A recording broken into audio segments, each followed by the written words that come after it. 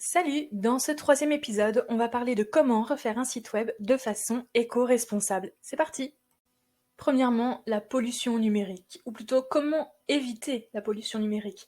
L'empreinte carbone du numérique, c'est environ 2% des émissions à effet de serre aujourd'hui. Ça pourrait aller jusqu'à 7% d'ici 2040 en France, selon le gouvernement. Tu peux aller lire l'article que j'ai mis sur mon site pour ça.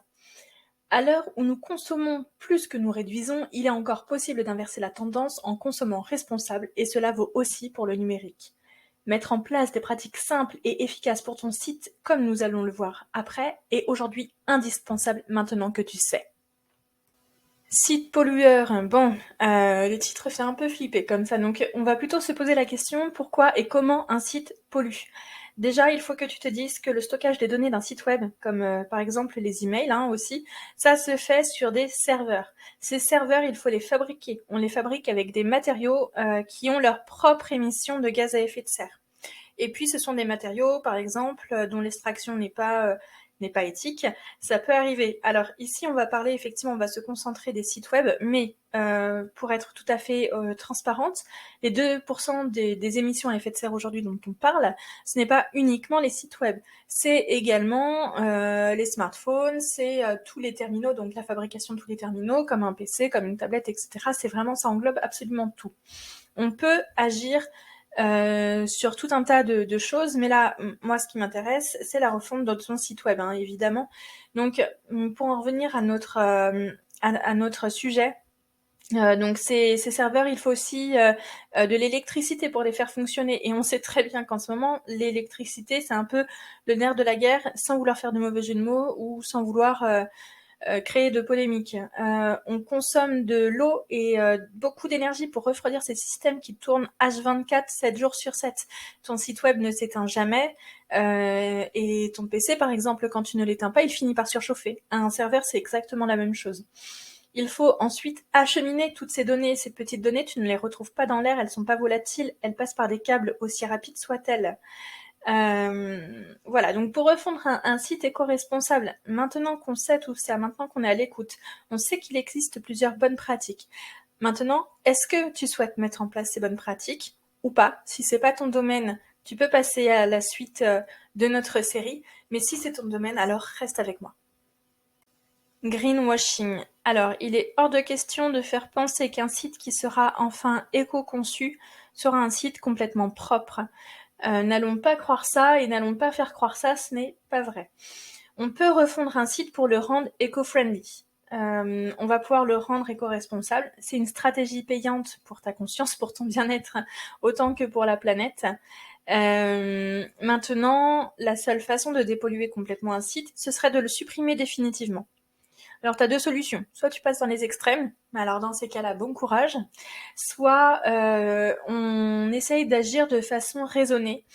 Et pour continuer à mener son activité en ligne durablement, on passe par une refonte via l'éco-conception. Ce que je te propose, c'est de lire le livre de Frédéric Bordage, qui a le site notamment greenIT.com. Le livre s'appelle Éco-conception web, les 115 pratiques, bonnes pratiques, décidément. Ce livre a été édité une première fois il y a 10 ans, une seconde fois en 2015, et là, il a une nouvelle version donc, qui date de 2022, qui doit être déjà très pointue. Donc, le Green IT, c'est quelque chose qui n'est évidemment pas nouveau. C'est quelque chose sur lequel on se questionne de plus en plus aujourd'hui, et c'est tant mieux. Mais ces pratiques donc, ont déjà fait leur preuve depuis plus d'une dizaine d'années. Ce sont des pratiques qui sont absolument solides et qui ne vont pas faire devenir ton site quelque chose de mou, d'insipide et compagnie. Non.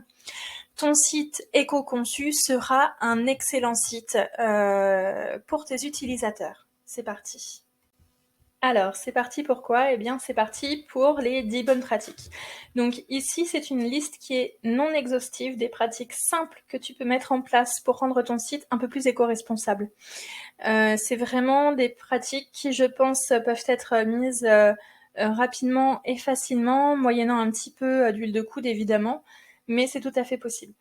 La première, évalue ton site avec GreenIT Analyze. C'est un outil qui est très simple d'utilisation. Je t'ai fait un tuto très très court sur Instagram. Voilà. Pour le deuxième item, tu vas pouvoir opter pour un design minimaliste. Alors, ça ne veut pas dire que tu vas rendre ton site tout terne, tout moche. Non. Déjà, tu vas éclaircir les couleurs parce que le black, ça consomme énormément d'énergie. Tu vas également limiter tes couleurs. Il y a des couleurs qui, nous le savons, consomment moins d'énergie à la restitution de ton écran que d'autres. Par exemple, le vert est plutôt bon pour la planète. C'est pas un mauvais jeu de mots. On utilise une police qui est préchargée sur tous les navigateurs. Alors, notamment Arial. Effectivement, tu peux te renseigner sur les polices. Soit tu utilises des polices, des poubelles, des polices Google Fonts, soit qui sont pas très très responsables, soit tu utilises des polices qui existent un petit peu partout. Je pourrais t'en faire une liste sur un prochain article. Si tu veux, je me note ça tout de suite. Voilà. Tu peux également donc limiter les photos. Tout ça, c'est dans le design minimaliste. Donc le nombre de photos. Ensuite, dans le troisième item, tu limiteras le nombre d'interactions nécessaires et donc le nombre de requêtes que le site devra effectuer pour accéder aux demandes de l'utilisateur. Alors c'est quoi? C'est par exemple limiter le nombre de clics dont ton utilisateur aura besoin pour trouver l'information. Donc c'est aussi bon pour l'ergonomie, on en a déjà parlé, mais c'est également limiter le nombre de requêtes. C'est une bonne pratique, elle est simple à mettre en place et surtout elle est valable pour tout un tas de raisons. Voilà, tu optimises également les images de ton site. Alors ça veut dire réduire leur taille, c'est-à-dire qu'on n'a pas forcément besoin de 1080 par 1080 px comme on peut retrouver sur les réseaux sociaux. Un 500 suffit largement. Tu vas également utiliser un format plus léger. Le format WebP par exemple est très bien, tu vas pouvoir les compresser et surtout tu vas limiter leur nombre. Ça, celle-ci, je le redis. On limite le nombre de photos. Une photo, c'est très énergivore. Ensuite, tu vas réduire le nombre d'emails envoyés, par exemple à l'inscription, à l'achat, pour les suivis si tu as un site de e-commerce, etc. Tu n'es pas obligé de mettre 36 mails, un mail pour la facture, un mail pour le bon de commande, un mail pour dire qu'on a bien reçu la... Non, tu limites, tu mets tout ça sur un seul mail et surtout tu limites les pièces jointes dessus, c'est-à-dire que ta facture, si elle est déjà téléchargeable en ligne, inutile de la remettre sur ton mail. Un mail sans pièce jointe, c'est, je crois, 10 grammes de CO2, tandis qu'un mail avec une pièce jointe, c'est 50 grammes de CO2, 5 fois plus, c'est énorme. Donc ça, c'était pour le 5e item. Pour le 6e, tu vas limiter les lignes de code. Tu vas supprimer les scripts inutiles, tu vas minifier le CSS et toute sa clique, d'ailleurs, JavaScript, HTML et compagnie. Alors c'est quoi? C'est très technique ici, c'est vrai. Tu as des outils qui peuvent t'aider à mettre ça en place. WP Optimize notamment, W3 Total Cache, je crois que ça s'appelle comme ça, WP Rocket, etc.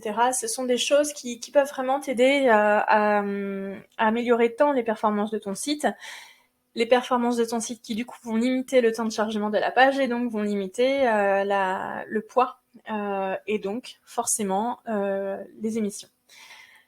C'est un ensemble de choses, c'est un cercle vertueux. Avoir un site propre, c'est également très bon, alors que ce soit pour ta réputation, mais également pour les performances de ton site et donc ton SEO. Encore lui, encore. Et là, j'avais pas prévu d'en parler, mais bon, manifestement, ça coule de source.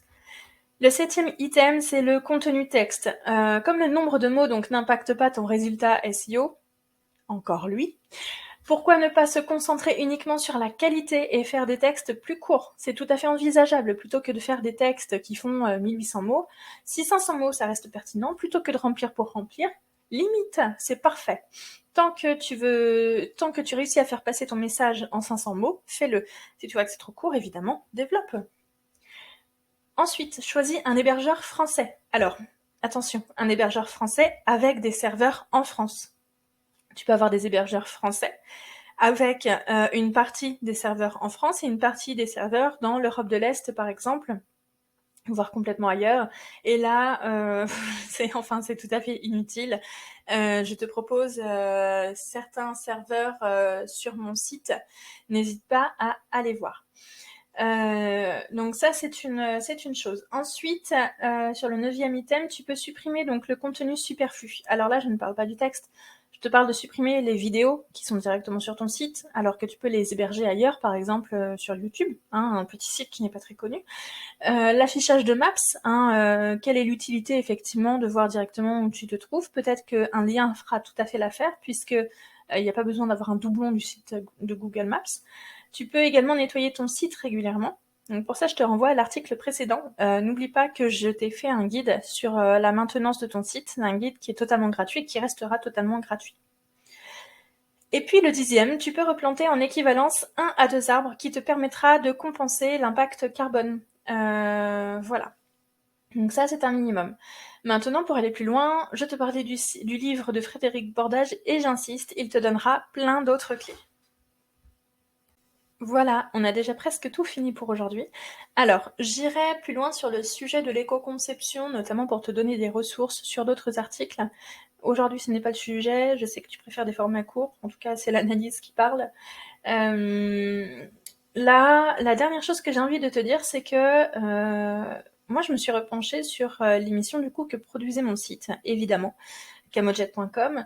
Selon Website Carbone, donc le site est au top, c'est super, c'est génial. Je vais t'en mettre un screen que j'ai fait.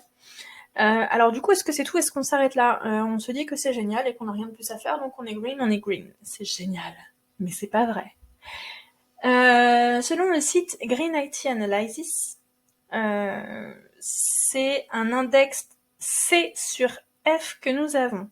Alors c'est sûr, c'est déjà pas mal, mais c'est largement perfectible. Alors oui, on va aller chercher le A, on va aller travailler régulièrement sur le site. Ça ne se fera pas en un jour, puisque je m'occupe d'abord de vos sites, évidemment.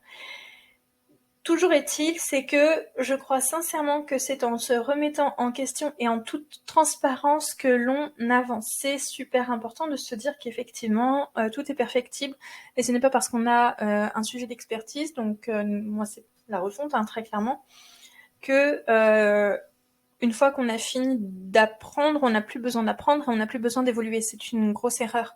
Alors c'est d'autant plus vrai dans l'IT, effectivement, mais c'est valable partout. C'est-à-dire que ton métier existe et il y a peut-être de nouvelles façons de faire ton métier qui sont plus éthiques, plus responsables, plus en adéquation avec tes valeurs. Il ne suffit pas de penser à ce que tout le monde fait, à la façon dont tout le monde le fait, mais tu peux effectivement regarder un petit peu en dehors de la boîte. C'est un sujet qui m'intéresse fortement, quoi qu'il en soit. J'espère que toi aussi. Voilà. Donc maintenant, il ne me reste plus qu'à t'inciter à venir tout déchirer avec moi. Si tu n'es pas encore convaincu, bah, tant pis pour toi. Si tu l'es, surtout n'hésite pas à me laisser un petit like et puis un commentaire constructif. Il n'y a pas de souci, j'écoute et j'entends tout.